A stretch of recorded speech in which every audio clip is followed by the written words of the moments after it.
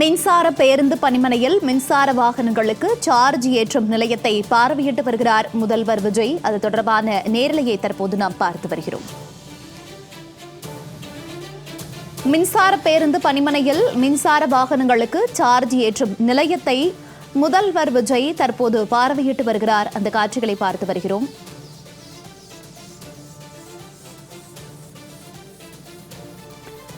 மின்சார பேருந்து பணிமனையில் மின்சார வாகனங்களுக்கு சார்ஜ் ஏற்றும் நிலையத்தை முதல்வர் விஜய் பார்வையிட்டு வருகிறார். முன்னதாக நியாய விலைக்கடையில் புதிய மின்னணு குடும்ப அட்டையை அந்த திட்டத்தை தொடங்கி வைத்த முதலமைச்சர் விஜய் தற்போது சென்னை வியாசர்பாடியில் உள்ள மின்சார பேருந்து பணிமனையில் மின்சார வாகனங்களுக்கு சார்ஜ் ஏற்றும் நிலையத்தை தற்போது பார்வையிட்டு வருகிறார்.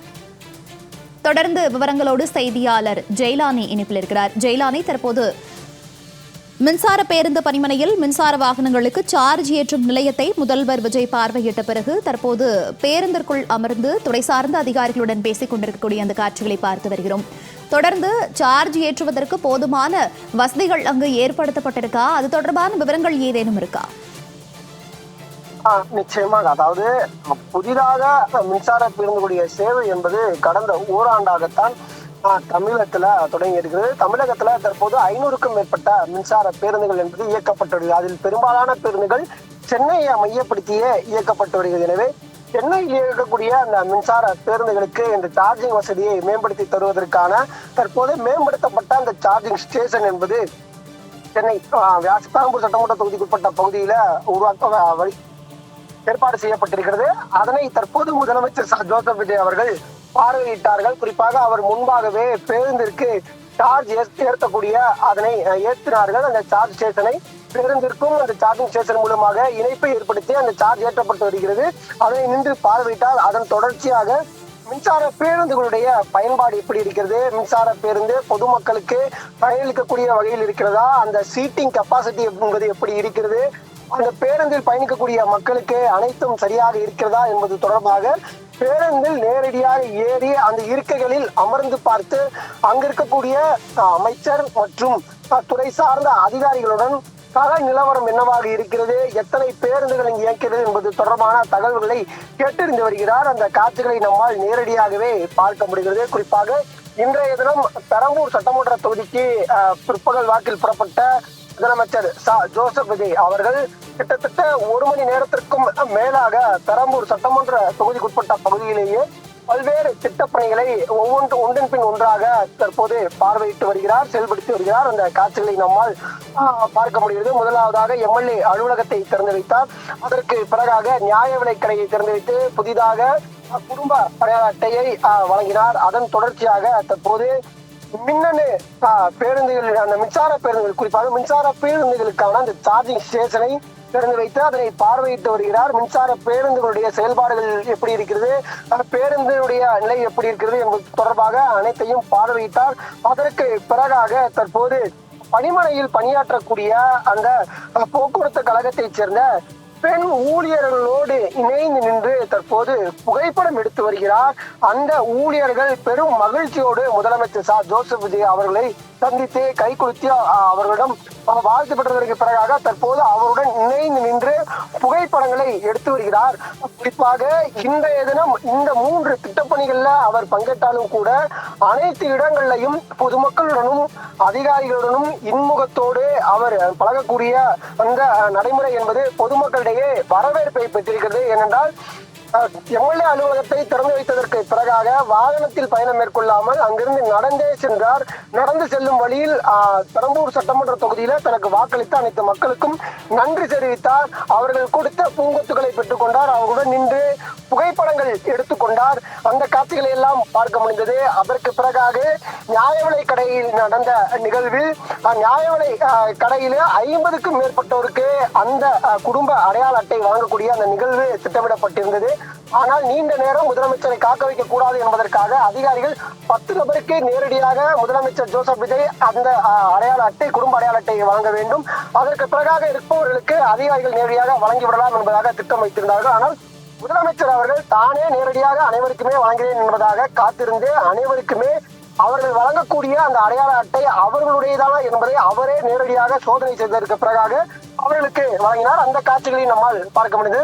அதற்கு பிறகாக அவர்களுக்கு வழங்கக்கூடிய நியாய விலைக் கடை மூலமாக வழங்கக்கூடிய பொருட்கள் சரியாக இருக்கிறதா என்பது தொடர்பாக முதலமைச்சர் ஜோசப் விஜய் நேரடியாகவே அவரே பார்வையிட்டார். அந்த அரிசியை எடுத்து பார்த்தார். அது மட்டுமல்லாமல் ஸ்மார்ட் கார்டு கைரேகை மூலமாக செயல்படக்கூடிய இந்த நியாய விலைக் கடைகளில் அந்த இயந்திரங்கள் அனைத்தும் சரியாக இருக்கிறதா என்பது தொடர்பாக பார்வையிட்டார். அதற்கு பிறகாக அந்த நியாய விலைக் கடையில் பொருட்கள் வாங்க வந்த மக்களுக்கு நேரடியாக அவரே ஜெயலானி தொடர்ந்து பேருந்து பணிமனையில் பணியாற்றும் போக்குவரத்து பெண் ஊழியர்களிடம் முதலமைச்சர் விஜய் தற்போது புகைப்படம் எடுத்து வரக்கூடிய அந்த காட்சிகளை பார்த்து வருகிறோம். முன்னதாக இது போன்ற ஒரு அணுகுமுறை தமிழகம் முழுவதும் விரிவடையுமா அப்படிங்கறத பத்தி நம்ம பேசியிருந்தோம்.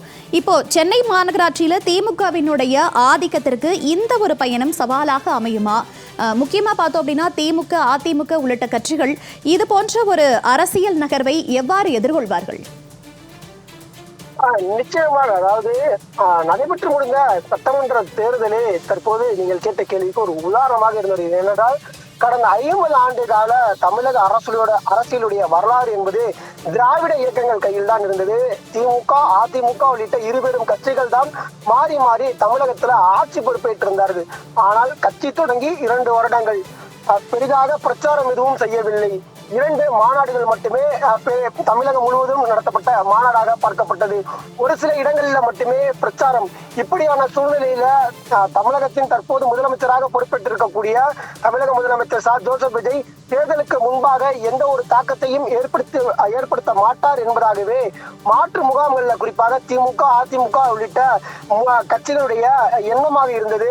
ஆனால் அவற்றை எல்லாம் தவிடுபொடியாக்கி உடைத்து நடைபெற்று முடிந்த 17வது சட்டப்பேரவை தேர்தலில் தமிழகம் முழுவதிலும் 108 இடங்கள்ல தனி பெரும் கட்சியாக உருவெடுத்தது தமிழக வெற்றி கழகம்.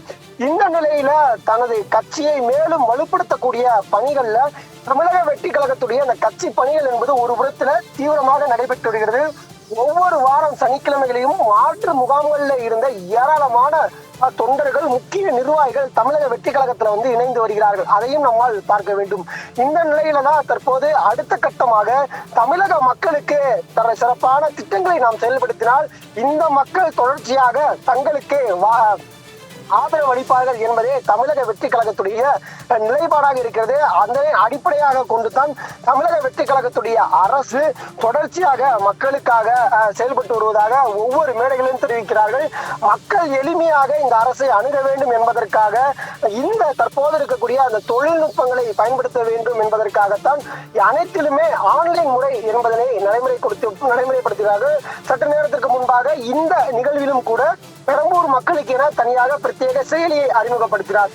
இதற்கு முன்பாக மின்சாரத்துறையை பொறுத்தவரையிலும் டெண்டர் நடைமுறைகள் ஆன்லைன் வாயிலாக நடைபெறும் என்பதாக மின்சாரத்துறை அமைச்சர் தெரிவித்திருந்தார். இதே போன்ற அனைத்து துறைகளிலுமே டெண்டர் தன்மை என்பது வெளிப்படையாக இருக்கும் என்பதாக அறிவுறுத்தினார்கள். அதே போன்று குறிப்பாக பணி மாறுதல்கள் என்பது இதற்கு முன்பாக இருக்கக்கூடிய ஆட்சி காலங்கள்ல லஞ்சம் பெற்று நடைபெற்று வந்ததாக புகார்கள் இருந்தது. ஆனால் இனி வரக்கூடிய காலங்களில் தமிழக வெற்றி கழகத்துடைய அரசுல பணி மாறுதல் என்பதும் ஆன்லைன் மூலமாக நடைபெறும் என்பதாக இந்த நடைமுறையை மாற்றினார்கள். இது தற்போது பொதுத்துறை நிறுவனங்கள், அரசு ஊழியர்கள் மத்தியில வரவேற்பை பெற்றது. இப்படி தமிழக மக்களுக்கு என படிப்படியாக நகர்வுகளை மேற்கொள்வது தமிழக வெற்றி கழகத்திற்கு மேலும் பலம் சேர்க்கிறது. எதிர்கட்சிகள் சார்பில் தொடர்ச்சியாக சட்ட ஒழுங்கு பிரச்சனைகள் குறித்து கேள்விகளை எழுப்பினாலும் கூட அதற்கும் பதிலளிக்கும் விதமாக சிங்கப்பெண் அதிரடிப்படை உள்ளிட்ட திட்டங்களை அறிமுகப்படுத்துவது பொதுமக்கள் மத்தியில வரவேற்பை பெற்றிருக்கிறது.